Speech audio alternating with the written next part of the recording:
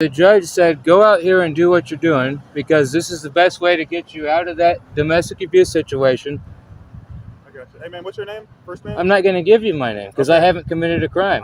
Okay, look, I'm just trying to... On a quiet street corner, one man sits peacefully, holding a sign that simply asks for a blessing. But in an instant, a routine day turns into a high-stakes confrontation with police. What begins as a question of free speech quickly escalates into a battle of rights, intimidation, and the Constitution itself. Tension rises with every word. Will justice prevail, or will this encounter expose abuse of power? Watch until the very end to uncover the truth and share your thoughts in the comments below. Officer Alvarez. Yes, go ahead, man. What's up? So it's a First Amendment protected freedom of speech right. I'm on public property. That's correct. Yes, you are. Okay, so the only reason that there was an issue, I've been doing this for weeks, and none of the Westfield police had any problem with me. Okay. Oh, I thought you were saying the issue with me. No. The only issue with that individual was, I mean, she didn't cross the road. She was standing there pointing her phone at me. 3 or 4 people called it out, and she's still pointing her phone at me. Nobody called nothing out. And she told you that they were revving their trucks, yelling at her and saying, leave the guy alone. I have a freedom of speech right to be here. Right. So the issue is that we got people complaining, saying that you're over here. Are you asking for money at any moment? I see your sign. I see what it says, but are you asking for any money? It says praying for a blessing. I got you. So I'm not going to have a word debate with you, sir. No, I'm just asking you a question. That's all. I just want to know. Did you I'm going to apply my Fifth Amendment rights, and I don't have to answer that question. I mean, if you don't want to answer, you don't want to answer. It's just a simple question. I just want to know what's going on. So what's going on is that woman was standing over me with a camera over top of my head, and 3 or 4 people yelled at her for doing that. Right. I turned around and said, why are you pointing your camera at me? She said, I'm not pointing my camera at you. I said, it's literally pointed at me. Okay. And 3 or 4 people yelled. It wasn't her that called. It was somebody that drove by. So out of her stories, that's brand new for us when we came on here. I'm just trying to figure out what you're doing here and everything, just so I can. I'm using my First Amendment freedom of speech right, and I'm using my Christian religious liberties to sit here and enjoy my public space. Okay, but at any point you didn't ask anybody for money. Sir, I don't know why you're asking me that question. What I do have here is I have from Prevail. Mm-hmm. So I'm a victim of domestic abuse. Okay. And the judge said, go out here and do what you're doing because this is the best way to get you out of that domestic abuse situation. I got you. Hey, man, what's your name? First name? I'm not going to give you my name because I haven't committed a crime. Okay, look, I'm just trying to say I can address you, okay? So say your name is Mike. Hey, Mike, the reason we're out here, someone driving by called, said you were panhandling, right? So panhandling to us is, okay, someone is asking for money, flying a sign asking for money. If you were not doing any of that, cool. If that's your sign and you're praying for a blessing, whatever the sign says, you're not asking for money. All that is cool, but this is uncommon for this area. And if one person called, we're gonna get 20. Believe it or not, Officer Woods, this is actually protected under common law, so it's not uncommon. Okay, it is uncommon for this area that you have. The First Amendment is protected under common law, sir. That is not a debate. That is a fact. It's not a debate. I know. I 100% agree with you. So why are you harassing me when she was the one that they called about? We are having a conversation. I'm not having a conversation. Okay. You're intimidating me right now. Well, I'm sorry about you. Like I said, the reason we were out here, someone called, said you were panhandling. If you weren't panhandling, that is cool. That's fine. But if someone calls again, we want to be able to say, hey, we talked to so-and-so. You talk to the guy sitting on the street who has long hair. Everybody knows me. I get along with people just fine. So that's awesome. The thing he's trying to say is the reason why I was asking you if you're asking for money, that you're not allowed to do that. As long as you don't do that, you can do what you want to do about your sign and the prayers and everything. That's totally fine. That's why I'm asking you directly that question. Because if you say you're not asking for money, we can leave you your own. You can do your thing. And when someone calls and complains, be like, hey, he's not asking for money. He's out here with the sign. They didn't call and complain about any of that. They called and complained about some lady screaming in my face. No, they said a male with gray shirt, which is you. They never said the female. That's it's a cutoff gray shirt. Did they include that part? No. So, okay, so that you just perjured yourself. I just perjured myself. You did. You said it could be her. She's a female. So if I get a male gray shirt, that's going to be her? Or No, you? I didn't say that. Okay, you see, there's only two people You here. said that it was a male with a gray shirt, but Correct. it's not a shirt. It's a cutoff shirt. Okay, a t-shirt is a t-shirt, all right? No, it's not a T-shirt. Yes. This is not a T-shirt, So I'm sir. telling you right now, if you ask for money, we will kick you out of the premises. You can't ask for money here. You It's can not a go ahead- premises. It's public property. You cannot ask for money in anywhere, shape, or Sir, form. That's you best part do of your Westfield. best and just leave me alone because this is intimidation No, and this is what police I'm telling you is if you ask harassment. for money, we will kick This you is out. harassment, sir. Okay? If you ask for money, you will be kicked out. Sir, this is harassment. You can't kick me off of public property. Yes, I can. No, you It's can't. Westfield city policy. It's a city policy that they said you cannot be asking for money in any corners in Westfield. Okay, There's well, also if a state- that's there's if also that's a state if that's what statute you're against that as stating, well. I'm talking to him right now. Have a little respect. If that's what you're stating, sir, then I would be more than happy to contact your superior officer. I'd be more than happy to talk to the judge who sent me here, Okay. who said this is part of my relief, and I'd be more than happy to take you into court. So you're saying if the judge tells you that what I'm saying is true, you would leave? No, I'm saying that if what you're saying is untrue, you, sir, lose qualified immunity. Okay. So you are opening yourself to a civil suit. Okay. So you Well, best I know leave, I'm correct. Just leave me So alone. that's fine. Just leave me alone, sir. Like I said, sir, if you ask for money again, I'm you will get asking kicked off, you. I promise. I'm asking you to leave me alone. Do you understand that? I'm not understanding anything you're saying. I'm asking you to leave me alone because you're in my face. There's the whole area. This is a lot of an intimidation, and quite frankly, you're opening yourself to criminal charges. opening What myself you're to doing anything. right now is criminal. Do you Yes, know it what is. intimidation is? Hmm? You know what intimidation is? Yes, I do. What is Two what is people intimidation? standing over me that have weapons and are telling me what I'm doing is illegal when it's not.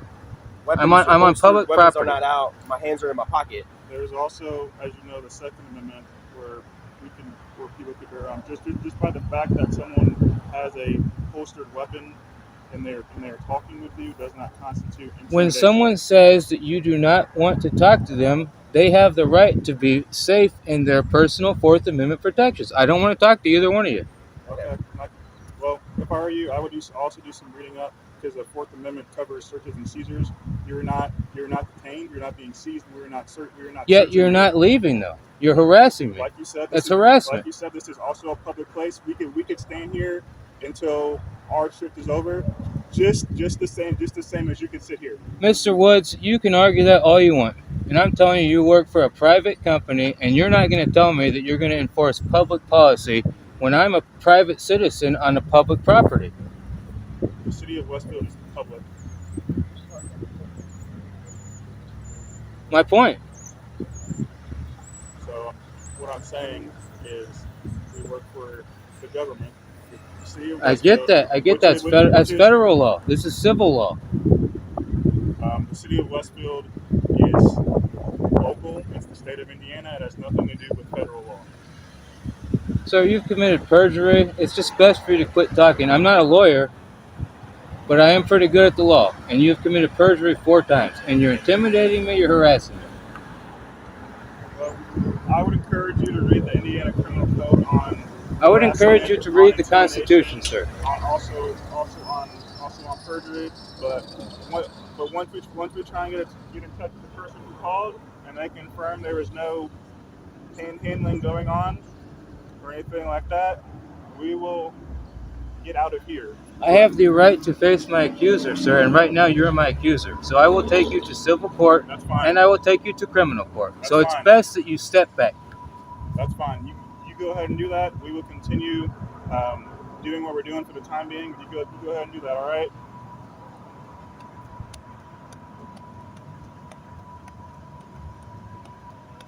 Well, then I will. Okay.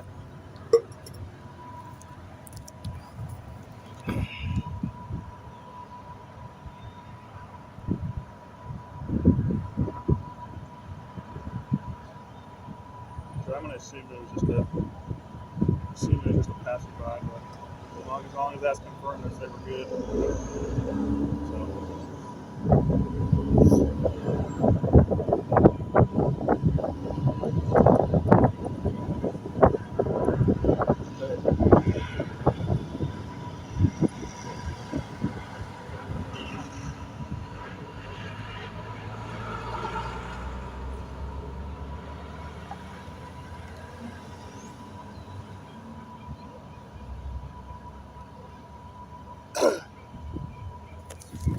Should I save this for the... This video is more than just an exchange on the sidewalk. It's a powerful reminder of how fragile our rights can feel when challenged by authority. We see a citizen firmly standing on constitutional ground while officers push back with local policy and intimidation. It raises important questions. Where is the line between public safety and harassment? And how well do those in power truly understand the rights they are sworn to protect? What do you think? Was this a justified police response or an overreach of authority? Drop your thoughts in the comments. Let's open the discussion. And if you found this video eye-opening, don't forget to like, share, and subscribe so you won't miss the next one. We don't have cards. Could you write your name on a piece of paper? No, you can write it down yourself. You got paper right there.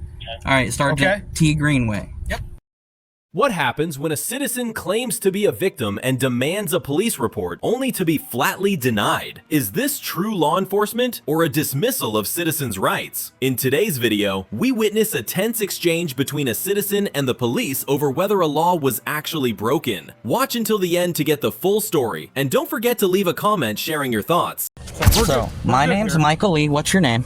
Sergeant Mathiak. Sergeant Mathiak. Yep. Nice to meet you. What's your name? Sergeant Greenway. Nice to meet you. I would like to file a police report You have as a victim You're not of a a victim of person anything. violating you don't, 138.03 unlawful posting of messages. Okay. That's not unlawful posting. So what you just explained to me. Okay.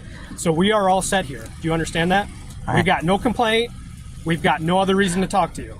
So we're good. She violated the statute. No, she didn't. There's Yes, she no did. violation. If I told her not to send nothing past a certain amount of time, and she does, and I have to go get counseling for it, or it's viewed as harassment, and it's Then a you file crime. that with your local police department, which would be wherever you live in Florida. But you can file harassment charges with them. in the section in Burton, if she allegedly lives here, I don't know where she lives. I'm gonna be honest, I really don't. Okay. So she might not even live in Burton. We But don't know. if she does, and We she don't know that, though. and she violated that, then you have to file the police report, because I now, don't have to, and we don't. if as a and what victim you're of saying, as a victim of a crime, you're not going to file it. you're not a victim of any crime. There's no crime. There's there's no one violating So any law. if she sends 2 messages after I specifically instructed her not to send no messages, Then you can file that harassment complaint with your local police department. You don't come up to Burton and file that complaint. We don't. According to you, you don't even know if she lives in Burton, so we don't even know if it occurred in Burton. So we don't know that. But first of all, you would file a harassment complaint with your local jurisdiction. all right. If that's what in that's subsection, what you want to do, I'm yes, advising sir. you go do that. I understand, okay? but in the subsection, I'm not gonna get in an in the argument with you. subsection in your law, if I'm- she does live in Burton and she did it while she lived in Burton, But she we don't violated know, the section. first of all. And Actually, second of all, I'm you not have going to the get in an records. ordinance Okay. dispute with you. So we are all set here. We've got no further. We've got All right. nothing further to talk to you Could about. you give me your business cards? My name's Sergeant Mathiak. It's right there. I don't have a card on me, and we don't have cards. Could you write your name on No, I'm not a gonna, piece of paper? No, you can write it down yourself. You got paper right there. All right, Sergeant Okay. T. Greenway. Throughout this exchange, we see a citizen insisting on his rights, while the officers maintain that no crime was committed and no report could be filed. This highlights the gap between public perception and legal interpretation. Was this a denial of rights, or simply the officers following the law? The answer depends on how you see it. What's your take on this situation? Share your thoughts in the comments, and if you found this video insightful, don't forget to like, subscribe, and turn on notifications so you won't miss the next one.